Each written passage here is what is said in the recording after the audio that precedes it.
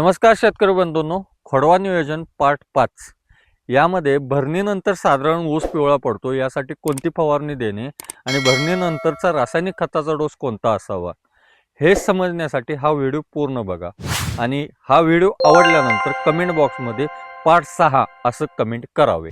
मित्रांनो, खोडवा नियोजन सिरीज यामधील या अगोदरचे 4 पार्ट इंस्टाग्रामच्या प्रोफाईलमध्ये आणि यूट्यूबच्या चॅनलमध्ये दिसतील। खोडवा नियोजन करत असताना बांधणीनंतर हलकासा खोडवा पिवळा पडतो। खोडवा पिवळा पडल्यानंतर फवारणी घेणं फार आवश्यक आहे।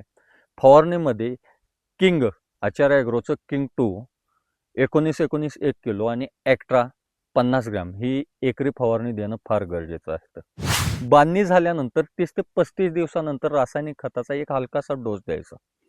तो डोस कोणता तर 19-19 किंवा 15-15 100 किलो, पॉलिसल्फेट 25 किलो आणि मायक्रोन्यूट्रन्स 10 किलो हे खत टाकून देणे।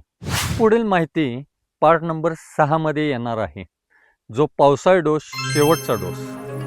ही माहिती आवडल्यास लाईक करा, शेअर करा आणि आमचं चॅनल फॉलो करा।